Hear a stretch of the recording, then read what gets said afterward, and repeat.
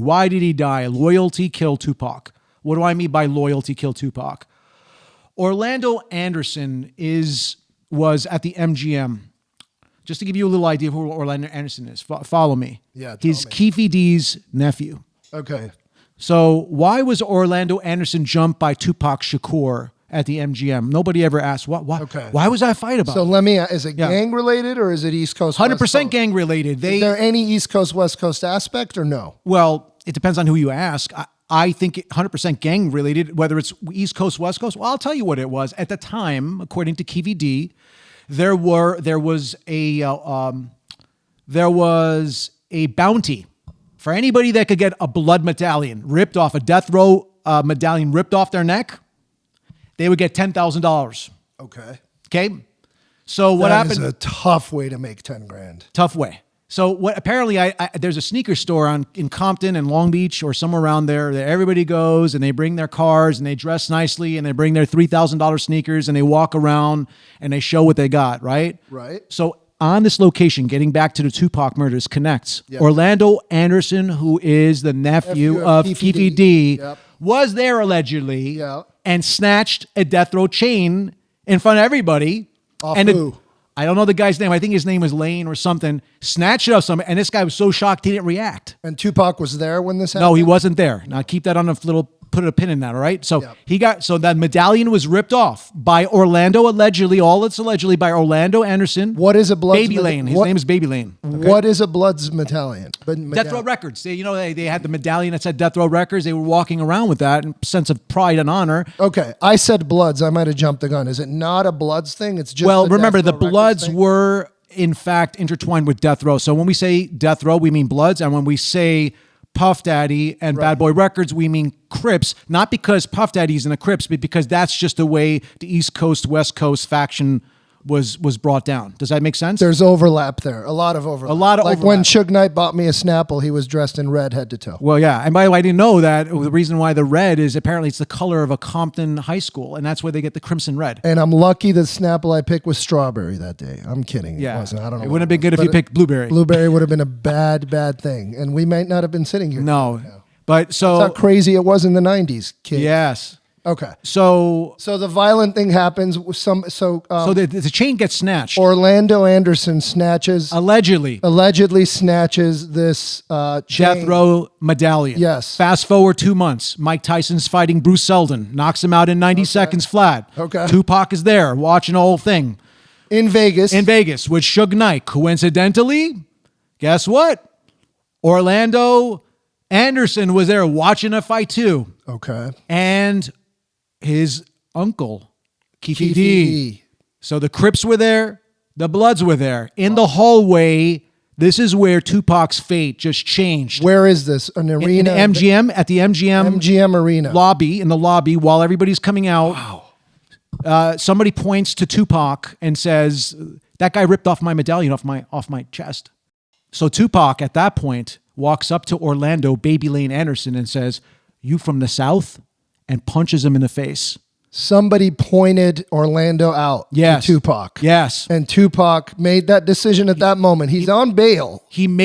And he's a hit artist. But he decided to go punch this motherfucker. That's a bad choice. That was the choice that led to his death. That's a bad choice. That was the choice that led to his death. What a genius. How a brilliant genius could do something so fucking stupid. So why did he do that? So I think he did that because the guy was loyal, really, really loyal. Tupac to a fault. Absolutely. Loyal to a fault. Like a mafia foot soldier. I don't like to use that terminology because I don't think he was a gang member. I think he was more of an artist that hung out with gang members. Okay. And I think he was gang sympathetic. Yeah, but it's his friends. It's his friends. Like I told you, me and you were cousins. We're having a barbecue. Doesn't mean I'm in a gang just because I'm hanging out. But he was acting like a gang member. Yeah. And frankly, when I spoke to my gang expert, he said, RJ, you and I know he could have got charged with gang charges if he got arrested. And he could have got charged. Not to say that Tupac just for punching the guy, he could have. Well, yeah, because he's doing it based on the fact that a Blood told him that he snatched a chain off. It's a gang act of some kind. It's called putting in work.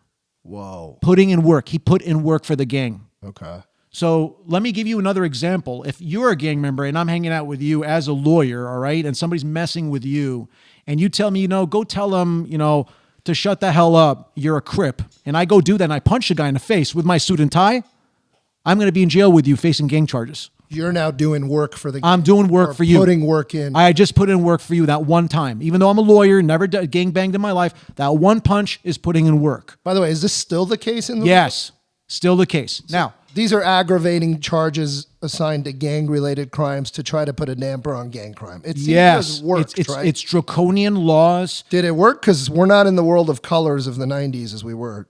I don't see reds and blues running around like if you want a footnote, United States incarceration has been increased 10,000% in the past 20 years. So in a sense it worked, in a sense it failed because we just put a lot of people behind We're human warehousing everybody. It's a stupid solution to the problem. Okay. Well, we could get into the, I have ideas on why gang members become gang members, what we could do to avoid that. Right. But we're not going to get into that topic right now. And I'm very aware of the fact that I sit here and say what a stupid decision by Tupac, but at the same time, this is who he was surrounded by. This was his daily life. Right. You are who you hang out with. These are his brothers. And he just, it did not, I'm sure it didn't cross his mind to act any other way. It was a reflex. If you watch the video. And how old was he? Because he's born in 72. I want to say. Oh, so it was we're talking about he's 22 or 3 at the time. Oh, yeah, 23, 24. So I was so basically 22. so he basically he's what they call in a mafia stand-up guy. He's a stand-up guy. He goes and he says basically, you did this to my friend. Are you from the South? Why does he say that? Because he's South Side. He's trying to find out whether or not it's from the Crips, and he was. Okay. He's what they call a South Side Crip. That's what he was. So he was asking from the South. That basically means, are you from the South Side Crips? So are we talking south of the country or south of the it's South Side. It's called a sect. It's called the South Side Crips. Okay. So he was just asking him, are you from the South? Punches him in the face, knocks him down. Suge's kicking him. Everybody's kicking him. He got beat pretty bad. Now, you don't have to be a lawyer. What happens an hour or 2 or 3 after? Tupac gets killed, right? So why is it rocket scientist on who killed Tupac? The motive is obvious. It's right there. Yeah. The guys that they got into a fight. Who's the person that's going to be getting retribution? The people right there in the video. It's right there. The police knew right there. And by the way, they investigated Baby Lane, Orlando Anderson. They knew he was most likely involved. But the problem is nobody was talking. Keffe D wasn't talking. The other 2 people weren't in the backseat weren't talking. Nobody was talking. And you can't get these guys to talk. Let's talk about how it happened. All right. Well, Tupac punched him in the hallway somewhere in the MGM arena. Everybody scattered, I'm sure. People were watching. Some people scattered, and then they beat him, and then they ran. Hours later, where is Tupac? On the boulevard, Vegas. On the strip? Yes. What the fuck is he doing now? I mean, can he walk around on the strip? He's not walking. He's in Suge's car. He's in a black SUV, I'm sure. A black Cadillac or SUV. He's going to another party, an after-hours party somewhere in Vegas. He gets dressed up with Suge. And do we know if he's in the front seat or back He's in the front right seat. Suge is in the driver's seat. In fact, girls were following his car. That's how we know. The last pictures that were taken of Tupac were from fans that took pictures of him. That surprised look that is taking a picture of Tupac with he's wearing a vest, a colorful vest. So they were being followed. Now, what's interesting by fans and Keffe D. Keffe D knew where he was. He knew where Suge was going. They were looking for him. They were scouring and looking everywhere. I mean they put the word out. Completely understandable for anybody who's probably been in that situation. And again, it's based on if you believe Keffe D. I don't know if you believe Keffe D, but Keffe D claims that Orlando gave him a call, told him that basically, Uncle, Tupac just beat the living crap out of me. He was very upset. And did Uncle know that Orlando had pulled a necklace off of a death row record? I don't know if he did, and I don't think he would care. Because the point is, he humiliated his nephew in public by kicking him and punching him, and there's got to be payback. There always has to be payback in a gang. You can't just let somebody beat somebody up. It sends the wrong message. It's just a vicious cycle of violence that's got to keep going round and round until somebody quits. Right. But basically, when Tupac got beat up, Orlando, according to Keffe D, wanted to take him out right then and there. Okay. Keffe D, according to his own words on Vlad TV, said, no, let's not do it that way. Let's wait. It's going to be too obvious. So they waited. Right. They waited and waited to make it look, they attenuated the murder so that it wouldn't look so obvious. Because if they did it moments after, it would be much more obvious. Does that make sense? Yeah. How long after did they? I think it was a couple hours. That's all. That's as long as they could wait. Well, a couple hours. Well, they had to get a gun. So Keffe D got a gun from his drug dealer Crip friend somewhere in Vegas. So he had to do that. Right. That wasn't easy to do. That takes time. Okay. Right. And so, yeah, they went after him. And then what happened was, according to Keffe D, if you believe him, they pulled up next to him, according to Keffe D's account. And are we still on the strip in Vegas? Yes. And again, I apologize if it's not exactly on the strip. I know it was about the strip. They were pulling out of a hotel. And then this is the night of the Tyson fight. Yes. No, is it? Yes. It is the night of the Tyson fight. They pulled up next to him side by side. According to Keffe D, he gives the gun to another person. I think his name is Troy Lane. I'm not sure. I got to go back into it. I got it in my notes over here. Not to be confused with Baby Lane, who is Orlando there's another Lane. Right. Baby Lane. Baby Lane is Keffe D's nephew. Right. Troy I think it Lane was, is somebody else. I got to go into it, but basically he passes the gun to the back. And what's interesting is the guy in the back freaks out and he says, no, I'm not doing it. I'm not going to do it. Okay. So, and Keffe D gave him an order. I'm assuming rear passenger side? Yes. So what happened then was, according to Keffe, he gives the gun to Orlando, who's in the front seat. And they're pulling up to the side. They aim at Suge. They shoot at Suge. According to Keffe D, a bullet grazed his head. He saw blood just shoot out. He thought he hit Suge Knight in the head, 100%. He thought him hit him in the head. Tupac. Obviously, there's not bulletproof glass on this SUV for some reason. No, and what's worse is Tupac may have actually lived if his seatbelt wasn't on. One of those very unfortunate times. We're so pro seatbelt. I know, I'm pro seatbelt. I argue with my dad about this all day. The seatbelt caused him not to be able to dodge the bullets. He tried to jump in the back seat, and as he was doing it, he exposed his torso because the belt was holding him down. Okay, we can agree that seatbelts are mostly good, except if you're going to get shot at by another gang. Yes. It's not a good thing. You need to undo the belt, and you need to run or jump into the back seat, which he was trying to do. Who, Tupac was? Yes. We know that they were probably after Tupac, not anybody else in that car, or just they were spraying the whole car. I think they were shooting for both Suge and also Tupac because they were both beating him up. What kind of gun? I think it was a 9mm. So it's a 9mm handgun that they choose for this? Shoot at the driver, Suge Knight. You got to remember, it's not like they're going gun shopping. They need to get a weapon like now. But I mean, did they not go to the Tyson fight to see Tupac? Of course, no. They went to they went. You to don't watch think they planned it even before that? According to Keffe D, bad coincidence. Just went there to the worst. You know, all the stars aligned in the worst way for Tupac that night. Orlando was there. He made the wrong choice.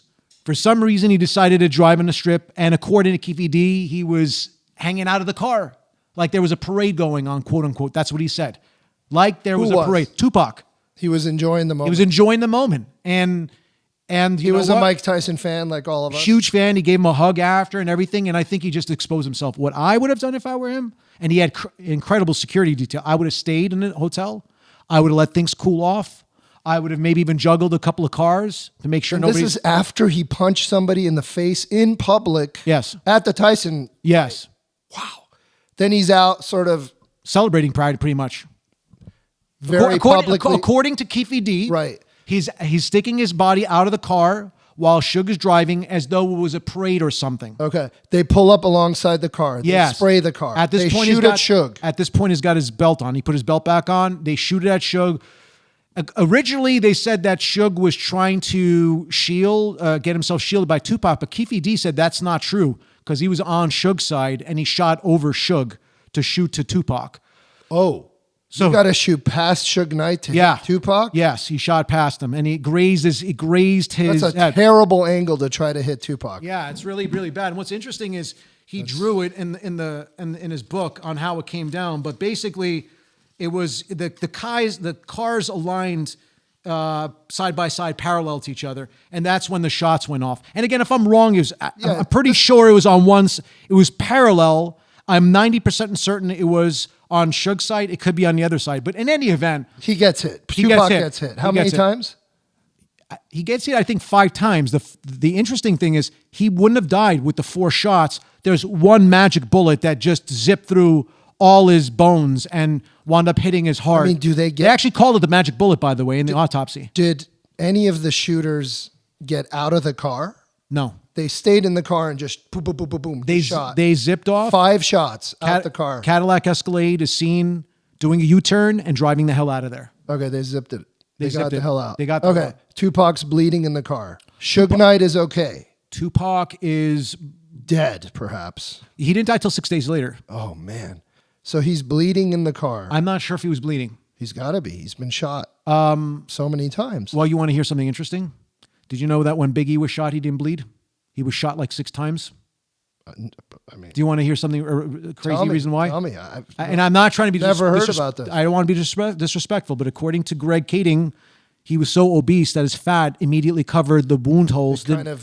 It sealed it. It sealed the wound holes externally, but you're bleeding internally. So as far as Suge is concerned, he was a big boy too. I'm not. Suge, yeah. I don't know if he was obese, but I'm not sure if there was a lot of blood. Tupac, it's a skinny guy. Tupac probably bled. Very in shape. Tupac, yeah, he probably bled. And he's shot how many times? I think 4 or 5. And I think one of the time, the one magic bullet was the one that killed him. Okay, but what happens exactly at that moment in Suge's car? Do we know? Do they go to the hospital? I think he drives to the hospital. Okay, he doesn't wait for the hospital. I think he drives to the hospital and he gets him to the hospital and he just. And he's in the hospital in Las Vegas. Yes. Tupac. Yes.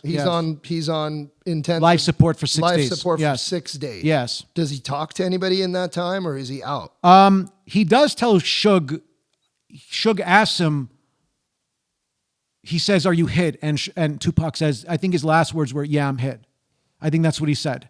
And then from there, he wasn't responsive. Damn. I mean, that just makes me think of the Tupac that I just love as an artist. That makes me so sad to hear. Like I have to completely unnecessary death. I have to take my hat off regarding analysis or whatever, or just talking shit and just go back to thinking of myself growing up in my 20s, in the 90s, hearing Tupac and how original he sounded compared to everybody else. Yeah. How poetic and passionate he was, and his voice. It sounded like nobody else. His poetry, his rhymes, so cool. He had a deep voice. Mm-hmm. So he's shot. He's in Las Vegas. This is probably the end of his life, although 6 days he survives on life support. Yes. Let's put a pin in that for 1 second and rewind, because it's not the first time he's shot. No, he's shot 9 times before. 9 times? I knew about the one in New York. Was it 9 or a few times? But there's one main time when he goes to New York. Yeah. I don't know if he goes there and interacts with Bad Boy at all. I don't know if he go. Okay, so tell me about that time he's shot in New York, because that's suspicious. He gets shot in New York a few times, but what's weird is he shot himself in the groin, reaching for his gun. Oh no! So he reached for his gun and he shot himself. Like those bad YouTube videos. Very bad. He shot himself in the groin. So he was the poor guy's in a wheelchair because he shot himself in the groin. This has got to be 93, 92? Something like that. Yeah. He's still a big star coming up. And yes. He accidentally shoots himself in the balls. He's trying to defend himself. Yes. During the shooting, he tried to reach for it during the shooting. So he's being attacked and this happened. Yes. Okay. That's yeah. Wow. Is that at Bad Boy Records or something? I think it was in front of the studio. According to the book, he was right in front of the studio. Right. And as he's going inside the studio, Puff Daddy comes down and sees him. And Tupac says something like to the effect of, "I know you did it, MFer." Something like that. So at this and he point, raps about it also. He raps that he knows that Puff Daddy did it. Listen to the lyrics. Did what? That he came and either shot him up or harmed him at the Puff Daddy studios, that he knows that he was him. Okay.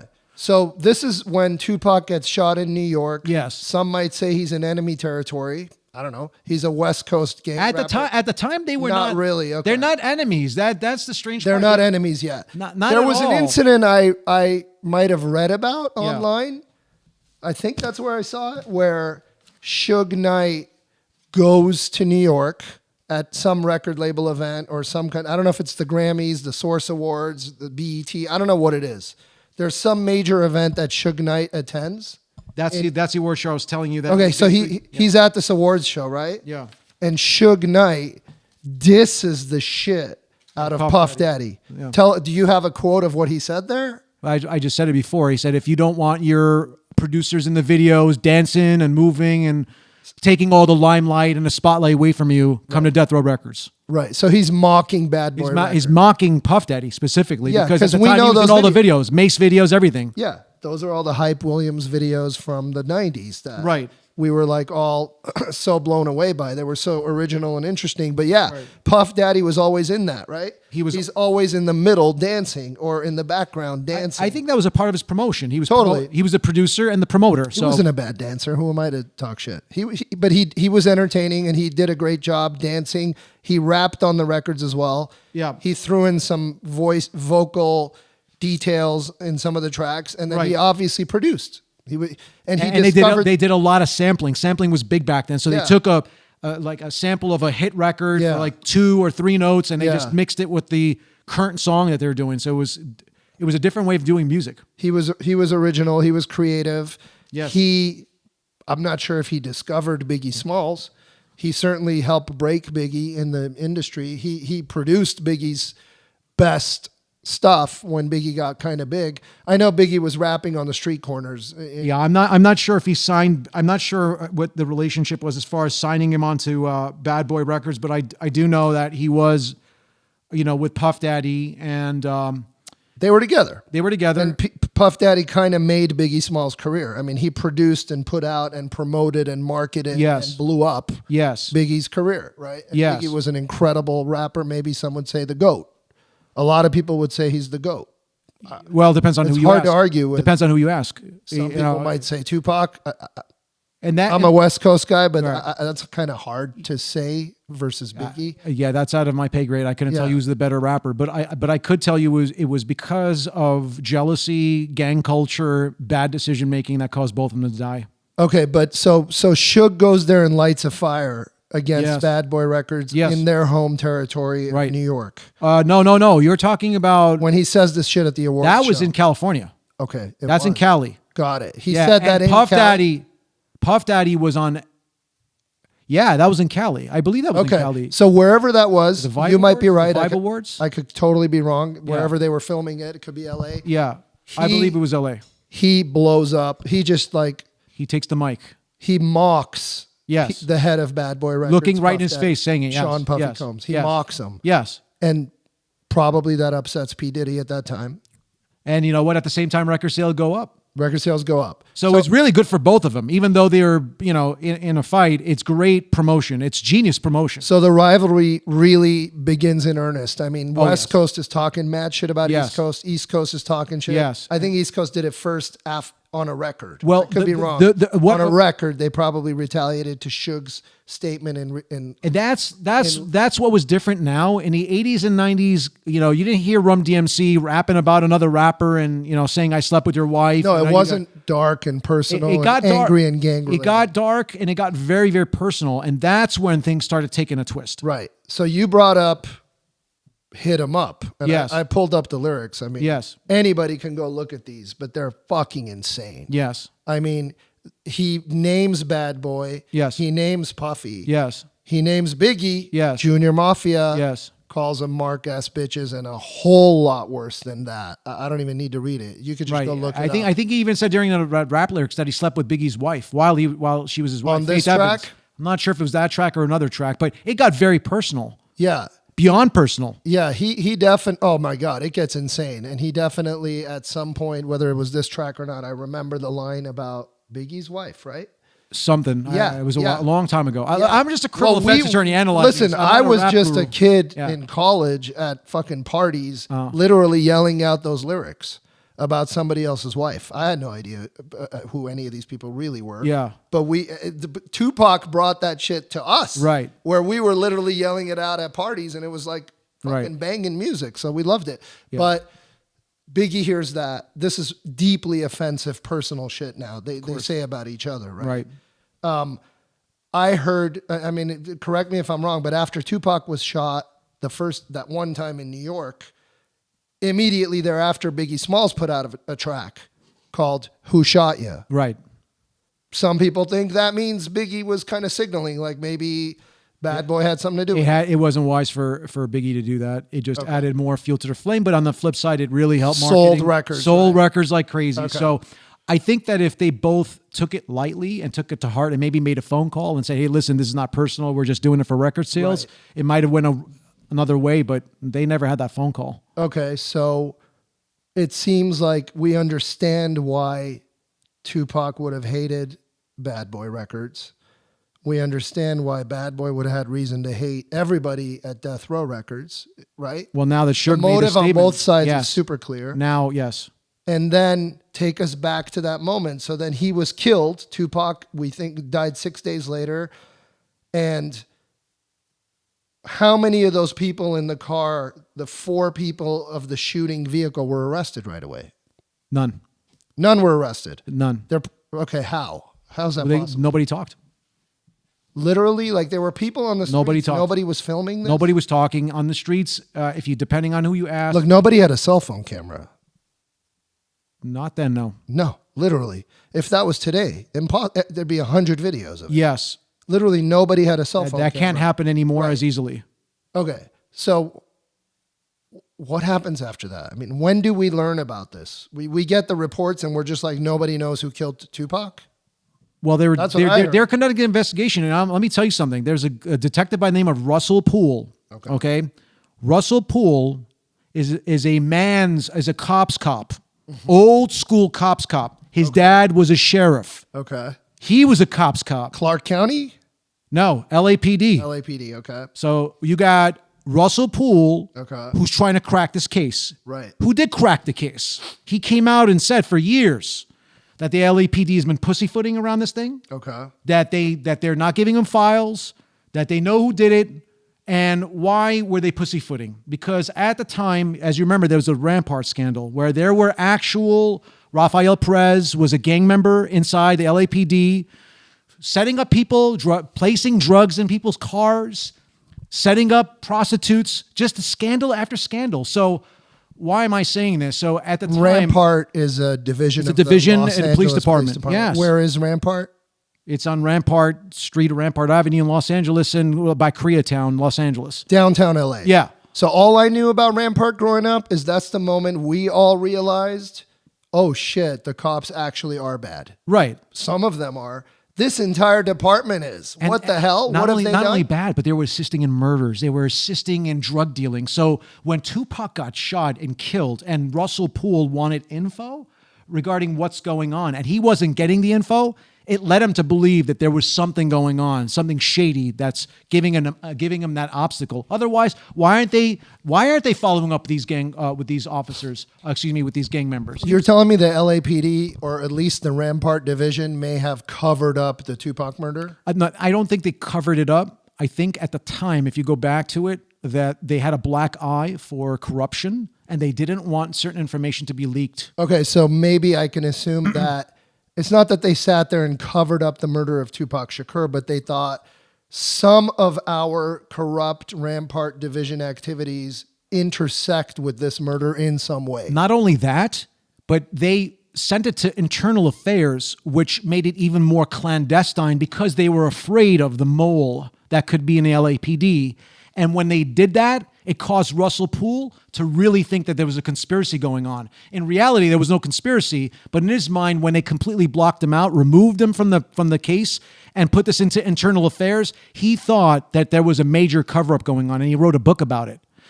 But in reality, Russell Poole, I think, and again, I'm just taking his book for what it's worth, and Mr. Greg Kading's book for what it's worth. I understand why he's accusing the LAPD of being corrupt and blocking it, but I really don't think it was because of that. I do think at the time, people thought that, because think about it. Why wouldn't the LAPD make an arrest for years and years and years when it happened in the biggest entertainment capital of the world with cameras everywhere? It appears corrupt. It appears to be a cover-up. But you're saying the actual story's probably more nuanced and it may not be this big picture cover-up as a headline might say. It seemed like a cover-up. That's why it took a lot longer, because they wanted to insulate all of the evidence and make sure they were doing a thorough investigation. But let me tell you something. So the LAPD was afraid of a mole. Yes. A mole from where? LAPD, just like Rampart. Rafael Perez was a mole. They had no idea. There was other people in the Rampart, other police departments. They did. You have to understand, Suge Knight had people on the payroll.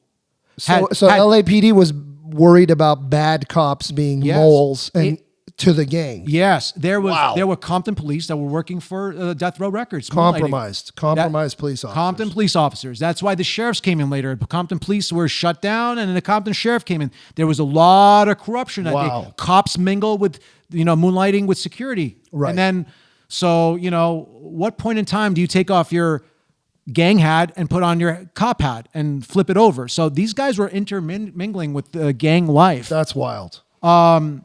Very wild. And same thing on the other side. Crips were doing security detail for Puff Daddy. So you had gang members infiltrating on both sides. I mean, I think we still feel the effects of that today. I doubt it's like that now. No. Right? It can't be, right?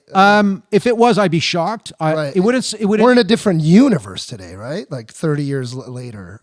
I think they've clamped down so much. We've learned so much from that. It would be very, very hard for somebody to do that. I'm not saying it's not possible. It is going on. If you want to sidetrack a little bit, there are gangs in the sheriff's department. Really? They're enforcers, sure.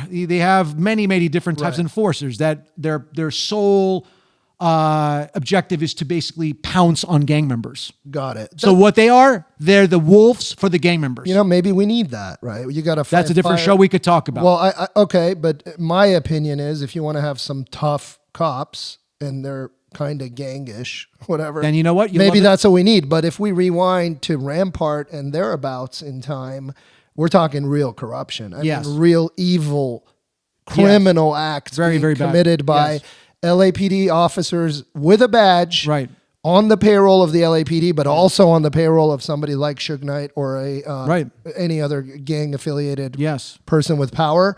And the sad thing is, look at the distrust across some parts of society today against cops. It all stems from this. It stems from all this like corruption, or at least the stories of this corruption blowing out and getting known and making everybody, you got this defund the police kind of movement in society today.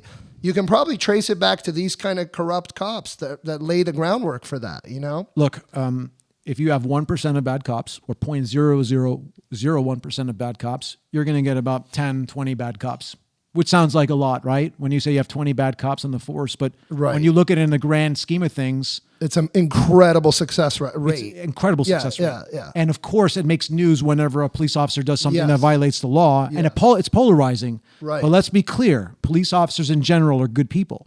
Police officers in general are all hardworking, law-abiding family members that just want to make sure our society is safe. Right. But do we have rogue cops? Sure, we do. Right. I could tell you I sued the sheriff's department many times, and we've got multi-million-dollar verdicts against the sheriff's department where they've clearly framed my clients.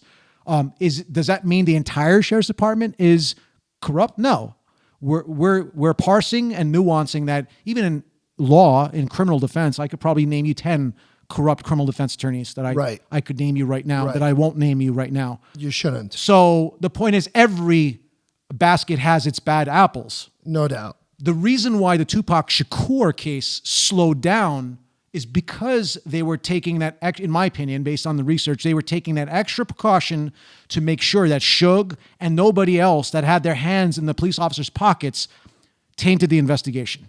The problem with that was... Wow. You're actually spinning it in a positive light for the LAPD here. You're saying they took extra precautions. It wasn't that they were trying to hide or cover up.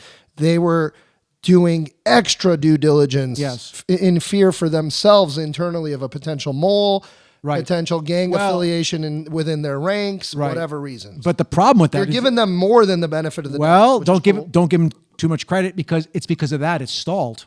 It's stalled. It's stalled for 30 fucking years. That's right. It's stalled because of 30 years. There's a saying: you strike the iron while it's hot, you eat the food while it's cold, and you never let a case go cold. Okay. They let the case go cold. That's what against it came down to. all. So we know now that there were 4 people in that shooting vehicle. Yes. Right? We know that for sure today. So the case went cold against all 4? It went cold until 2008. Okay. What happened in 08? Well, 2018. Okay. At that point, the timeline, all the people were dead. Orlando Anderson was killed in another gang incident. He went to collect a debt for some drugs at a liquor store. Okay. And another bad choice that he made, he wound up getting killed for a debt that he's trying to collect. He got shot and killed in a shootout in a gang store. Totally unrelated. Unrelated. Okay. The other people also got shot and killed. Unrelated. Who do we know who the other people were? I think one of them actually got murdered. There was a hit on them. Was there anybody else in Suge's car? No. And 4 people pulled up next to him and popped him. Well, one person popped him, Orlando Anderson, after his uncle gave him the gun and told him to shoot him. Wow. Yeah, and he shot him, and Orlando. You know what's interesting? Keffe D said, "I would have shot him myself if I could," but he said I didn't have a clear shot, which goes into his confession, which makes it even more credible. You know, I was thinking about this as a criminal defense attorney, right? He trapped himself. So I was thinking, what do you do if you're Keffe D's lawyer? The guy confessed all over TV. He's going and writing books. There's only one possible. When did he confess? 2018? Well, he came out of the book in 2018 or 2019, and he's been doing interviews. He said, "I'm the guy." He told the assistant United States attorney before he wrote the books. He'd let them know they were involved. Tony, they had him write a proffer statement. He told them everything. And here's the thing that you got to understand, and everybody that's listening, please listen in carefully. There are 2 governments in the United States, as you know, right? 2 sovereignties: the federal government and the state government. Right. Let me explain to you something. You could be processed for murder in state court and for the same murder be processed in federal court. How? For example, if you kill a post office guy, that's federal jurisdiction. They could process you in California and then take you to federal, right? Well, Keffe D... So wait, 2 different prosecutions. Could. They don't. It's not double jeopardy if it's 2 sovereignties. The federal government is a different government. It's a federal government, and we have state government, right? The 10th Amendment gives power to the states, and the 14th Amendment gives power, due process through interstate commerce. If it's a murder, doesn't it come to the states for some reason? Sure, they have police power and the whole criminal system and all that. I'm giving you a radical example just to give you an idea. I'll give you another example. Okay, so let's just say you're dealing drugs and you dealt with 100 kilos of cocaine and you beat the case. You walk out of court in Georgia, they could prosecute you in federal court. Gotcha. You think you're doing good. You're out. You're high-fiving your buddies. You beat the case. Right. Feds show up, come with us. Right, exactly. We're going to try you in a different sovereign system, the federal system. Yes. Because you probably committed interstate wire fraud. Yes, they could charge you with different code sections. Because you used a phone or a computer. Use a phone or the computer, wire anything plugged into a wall. Yes, anything that even a mail. If you lick the stamp and put on, that's right there. That could be mail fraud, bank fraud, wire fraud, any kind of fraud. No one was arrested up to 2018. So nobody was arrested. They interviewed him. He gave this whole. Do we know what year that proffer was written in? I don't. I think it's got to be before. It's got to be in 2018 because this was issued in 2019, the paperback.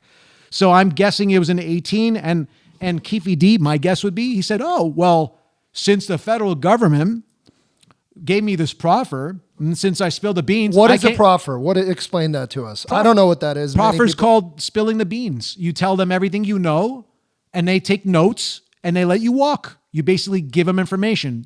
Proffer is basically a snitch session.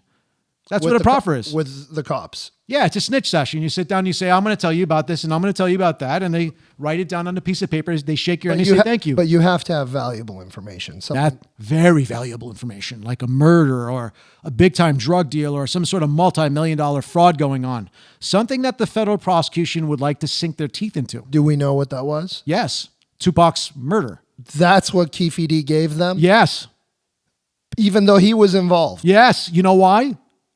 Because he didn't think that he could get prosecuted, and he wouldn't have been prosecuted.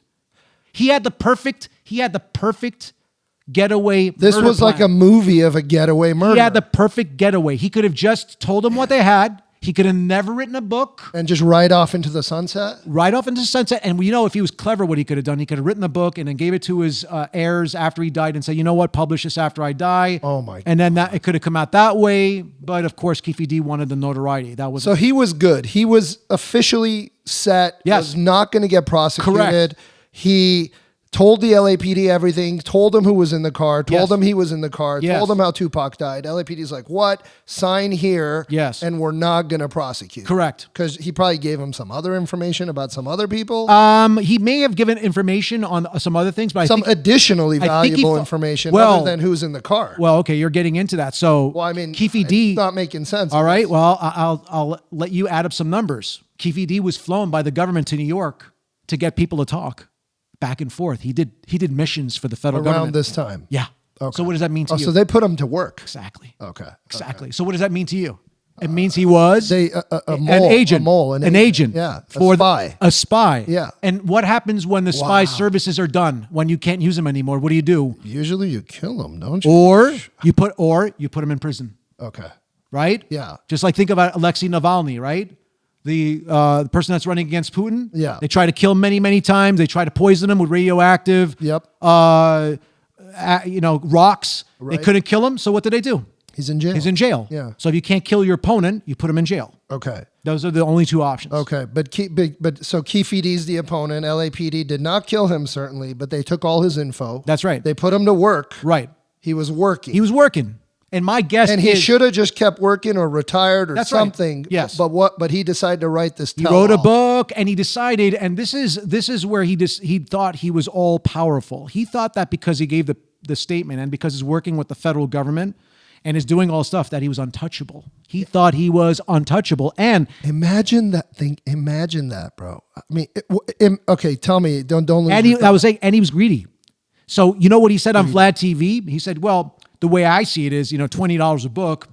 He said something to that effect. Translate that, $20 a book, $1 million books. Yeah. That's $20 million, right? Right. And everybody loves Tupac. Everybody wants to know what happened. Right. So he had every reason to convince everybody that he did it, not because it wasn't true, but because it was. Imagine he came to you at that moment as a criminal defense attorney. He said, Mr. Manuelian, here's what I'm thinking. Just want to run it by you before I do anything stupid. Right. But I got a book in mind. And I signed this proffer, which tells him I killed Tupac. LAPD knows everything. What do you tell him? I would say absolutely not. You would not do that. And if he pushes me, I'll say, okay, you're going to go to jail when you do this, but I'll tell you what I'm going to do. I'm going to help you out a little bit over here. I'm going to call the prosecutor just to get her blessing on this, to help you out, to make sure you don't get in trouble. Like smooth the process. Smooth the process. You're still going to jail. You're still going to jail. But maybe if I get the AUSA on my side, or maybe I'm thinking if the AUSA says these magic words to tell him, maybe he'll stop. So, I got you. So you're actually trying to help him at the moment, hoping you can determine something. Absolutely. I'm playing double agent. I'm playing agent for the government and agent for him to try to make this go away so he doesn't go to jail. Right. So did he not talk to somebody? If he did, he didn't listen. He probably didn't listen. He probably just saw money. Heavy ego. I mean, think about it. And the fame. I'm the guy. I'm important. How about if I told you as a federal agent that, oh yeah, by the way, we're not going to prosecute you for the murder of Tupac Shakur. Right. Thank you. Go home. Dude, I say you take your winnings. Of course. But the thing is, not if you're a gang member. You need more thrill, more heightened. Do you know what a trophy that is for a gang member to say, I was the one that ordered the hit on the most famous rap artist of all time? Ordered? He ordered it. Okay. He ordered it.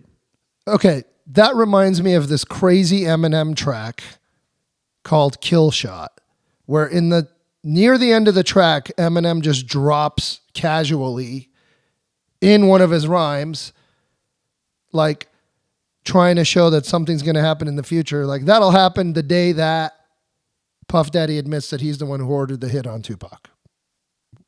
Well, it could have been conjecture. Why is Eminem saying that? Because it's conjecture. At the time, there was a lot of conjecture that there was payback, that Puff Daddy was the one that was going after him. But then for Eminem to put that in a song lyric, he was dissing this other young rapper at the time. But at the end of the track, he says, I'm just kidding, Puff. You know I love you. Yeah, there you go. Or something to that effect. I mean, no offense to Eminem, but what does he know?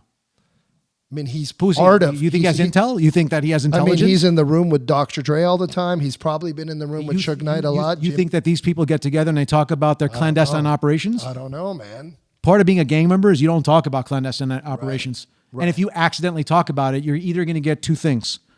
A really vicious beating as a warning or dead. Right. Depending on what you said. In your opinion, that Eminem statement is irrelevant. It's not real. It's just a song lyric. I'm going to ask you a question. How would he know? I'm trying to read whether the inner workings of Death Row Records and then later Aftermath, Dre, Suge, if they thought Puffy ordered the I'm sure Suge Knight thought Puffy had something to do with the death of Tupac for certain. But it's not. Don't think so. It's not possible. Okay. Because it happened too quick. Okay. It happened. It was really related to that incident right there that day at the Tyson fight. So let me tell you what I think. Okay. Keffe D alleges, and it's completely possible, that Puff Daddy told him, I'll pay you $1 million cash to kill Tupac. Right? This is total assumption. We don't know. Again. This is what Keffe D alleged. This is what Keffe D is alleging. Okay. He's made several interviews. They said, yeah, Tupac, Puff Daddy told me, give me $1 million if I took out Tupac. And that it wasn't, the motivation was not. And it was not the motivation punch for the in the kill. face hours before at the That's Tyson right. fight. And he even said, I called P. Diddy after. I tried to get in touch with his peeps to tell him that he owes me $1 million, but I didn't expect to pay me because it wasn't part of the plan. This wasn't part of Puff Daddy's plan. He may have wanted him dead, but not this way and not on this occasion. Got it. Does that make sense? It does. And yeah. he may have even been talking in Both jest. things can be true. And he may have been talking in jest, but the way that Keffe D made it seem like, he made it seem like he was being serious. But I mean, there's not a rapper in that day that didn't talk about killing someone. I mean, he might have said, I want this MF dead. He might have just said it in passing because he's pissed. And maybe Keffe D. Everybody said that. Of course. Yeah, that doesn't really mean much. Exactly. It doesn't mean much. But according to Keffe D, he had a serious conversation where allegedly he pulled him aside to I give you $1 million and make this guy go away. Now, Suge Knight knows that. Marion Suge Knight knows that, right? Right. So to him, when he loses Tupac, just to give you a little insight, according to one of Tupac's girlfriends, Teresa Swan, Suge Knight was destroyed. She's never seen Suge Knight ever like this. And this is one of her... emotionally affected by the death. Affected, like she's never seen anybody. She said that Suge was destroyed and he kept crying and saying, I lost my brother today. Fuck. I lost my brother. Damn, dude. So, just letting you know the mindset. Suge was pissed. Okay, he lost the lost his number one salesperson for his company. Not to mention he was shot at and almost. He lost his number one salesperson who was making millions for him, so that's gone. He got shot at. His best friend, or a very good friend of his, that he thought he was loyal to him, got killed. So he loved Tupac for sure. According to Teresa Swan, he did. And that's why I believe that he was involved in the Biggie murder. I mean, to me, that makes just sense. And we could go into that another podcast. Now, that's 6 months down the line. Absolutely. Yeah. And I could make my argument why I think that he was involved. It's clear as day that he was involved. And I've read books on this, and I could tie you up. And I want... Is he being tried for that at all? No. And what is the state of affairs for Suge Knight right now as we speak? So they want him to testify against Keffe D. Is he on any kind of charges for anything? I mean, he's in jail right now. He's been in and out of the news. He's in jail for killing somebody at Tammy's Burger. Remember, he ran over video somebody. Where he runs over someone with an SUV. There was another alleged gang member by the name of Sleece Sloan, who was a part of the Straight Outta Compton movie. Security guard that didn't let him in, and he drives up and he's like, let me in, depending on who you believe. Next thing you know, somebody's reaching for a gun, either C. Sloan, the security guard, or Suge Knight. Suge Knight says he gets scared. He basically guns the car, puts the pedal to the metal, video. and he runs over the guy's friend, by the way. He runs over his friend. Oh, the friend. It's a friend of Suge Knight's. He's his associate. In fact, he apologized. He said, why would I run this guy over? You know, that was his defense. Like, I know the guy. Why would I run this guy over? Why did he run him over then? Well, it's manslaughter because it's reckless disregard for human life, right? Okay, but wasn't there a motive against that person? No motive. You don't need motive for reckless. You just... No. But why did he want to kill this person or not? No. He didn't. He just wanted to get the hell out of there. And what does Suge Knight cares in front of his car? Shit, bro. You think Suge Knight do you remember your Snapple or whatever you bought? This is scaring me even more. The fact that I was actually sitting there with him. You think he gave a shit about your Snapple? He did it because it was in his best interest to do so. He was moving you up on the line. Same thing with this. It was his best interest to do so. Holy shit. It's just run him over because he's in my way and I got to get the fuck out of here. You're in my way. You think for 1 second he's going to take a bullet? I'll take the bullet and I don't want to run this guy over? Now, in fairness to Suge, I thought he had a good defense case. I thought he could have said, look, I was going to ask. I thought my life, but he pled guilty to that. So, I think he pled guilty for a couple of reasons. Number one, 2 manslaughter charges? It was one manslaughter charge and another charge. I forgot what the other charge was, but so it's a lesser charge than murder 1, first degree premeditation, or even murder 2. It's like a 9-year charge on a manslaughter, 9 or 11 years. But he also got charged. He was also on probation at the time. So he had a lot of things going on. That's why I think he needed to take the deal because he was looking at life. If he lost, he was looking at life. Now he did get a lot of time. He got 20 something years, but he gets a date to come out. That's called determinate sentencing. You remember when we learned that in law school? No, remind me that. Determinate sentencing means you got a date to get out. You got a number. Determinate means it's determined. Got Indeterminate means You could be there forever, Jack. We don't know when you're going to get out. Wow. So when's he coming out? Maybe another 15 years. Okay. So now what they're going to do is they're going to call Suge Knight to testify. Suge's not going to testify. He even said yesterday, you got the wrong man. They're going to want him to testify against Keffe. Yes. And he already said, you got the wrong man. Tell me why. Oh, man. I'm thinking that he doesn't have enough to gain from testifying. Not only that, he's in prison. He's in prison. It could be dangerous for Very him dangerous. He can't snitch. He can't go over there pointing fingers. He wants to be a stand-up guy in prison. 100%. 100%. And if anybody's going to get killed, it ain't going to be Suge if Suge don't talk. If Suge starts pointing fingers, it puts Suge in danger. Wow. Yeah. Otherwise, no one's touching him. That's right. And Suge knows he's going to let the street justice handle it. There's two types of justice. Wow. There's criminal justice, and there's street justice. And when is this trial? Well, he got arraigned. I believe they took him to court yesterday. I think he'll be in trial in about a year. Okay, so Keffe D's coming up. This is what we have to look forward to in regards to this exact case. Keffe D's going to be put on trial for the murder of Tupac. Or he's going to plea bargain. Or he might plea for like a determinate sentence, give him 20 years. He might be smart to do that because it's better to get out when you're 80 than not get out at all. Is he going to survive if he goes to prison? Ice-T said no. Ice-T commented on this? Yeah, he said he's a dead man walking. He said, we didn't mention Ice-T earlier when we were talking about the whole 90s the rap cop killer. Scene. We should have given him his due. I know. Well, he said it's a dead man, so Ice-T called it. I don't know. When did he say this? Yesterday. Ice-T said that? Yeah.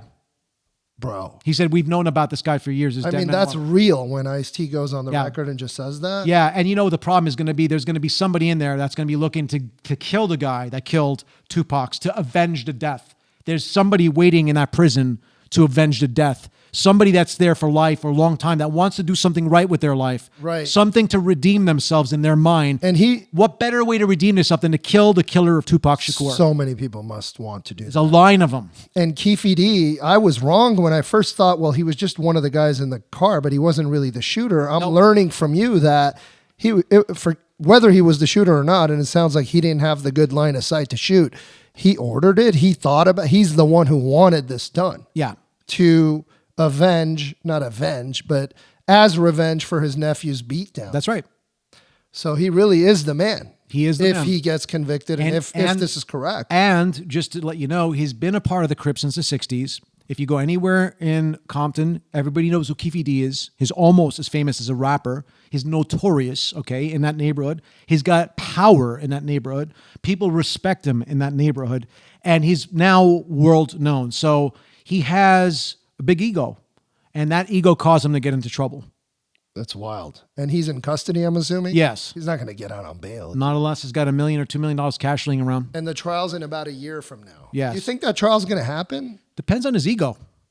Depends on his ego. If he has an ego, yes. If he doesn't have an ego and is smart, he'll say, look, I'll cut a deal. I'll take 20 years. And I think the prosecution be smart to do that because, Tony, I'll tell you something. I think he might have a decent shot at defending himself? You know what I would say if I was his lawyer? Corrupt police? Nah.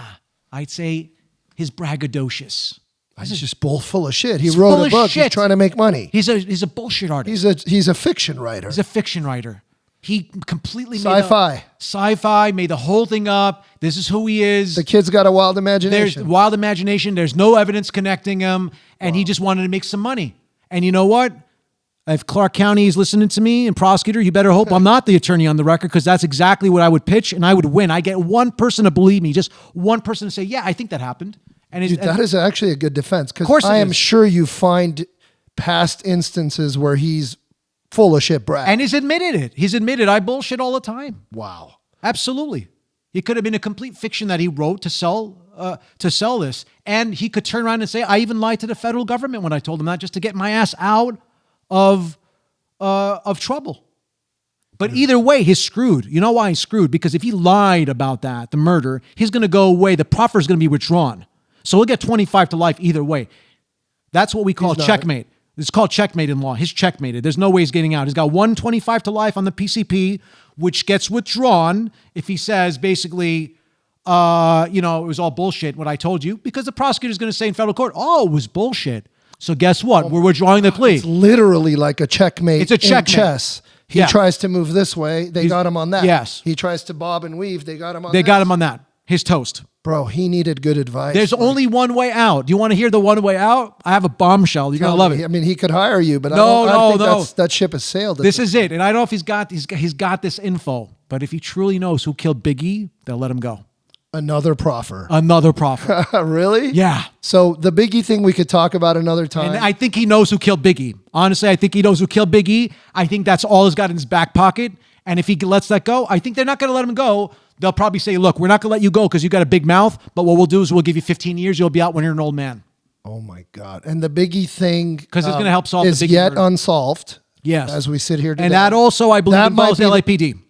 I'm going to talk to you about that later on another show. That involves LAPD for sure. You have some input or some info or Based on books that I've read, I'm going to recite based on what Russell Poole, detective, has said, based on what Greg Kading has said, on other books that I've read. I'm only regurgitating what they have said. They're the ones that have more intel.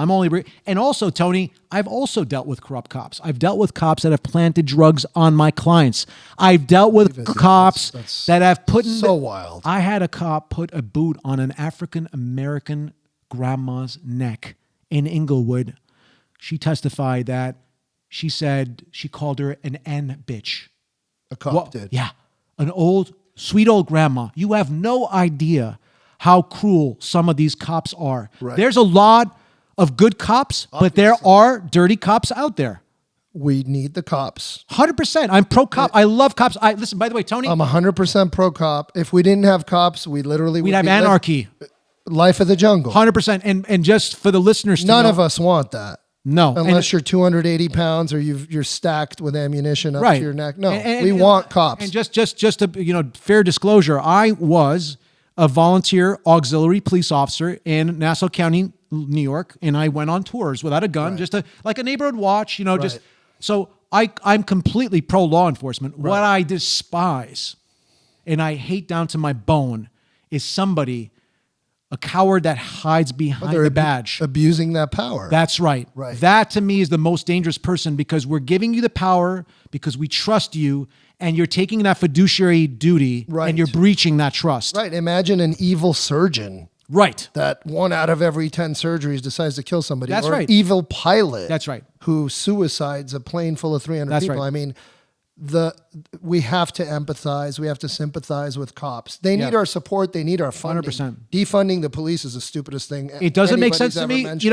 Not to go into that. You want to reorganize some spending or something? Okay. But I mean, defunding the police is just a weird, hyperbolic catchphrase. How about reforming the police? How about getting more trained, better educated, more training? We need to reform, not to defund. Any professional will take more training at their craft, at their art. Maybe hire better quality cops. But here's the bottom line, okay? Here's the bottom line. The bottom line is these cops that were involved in the Biggie murder at the time, and again, were integrally involved in gang culture and gang life. This is back to 96, maybe 97 at that point. Think the Rampart scandal. Right. Just go back to the Rampart scandal. Right. This is what's going on at the time. Biggie's getting killed during the Rampart scandal. So keep that in mind when we talk about his murder at the next podcast. One. All right, should we wrap this up? Yeah. That was fun.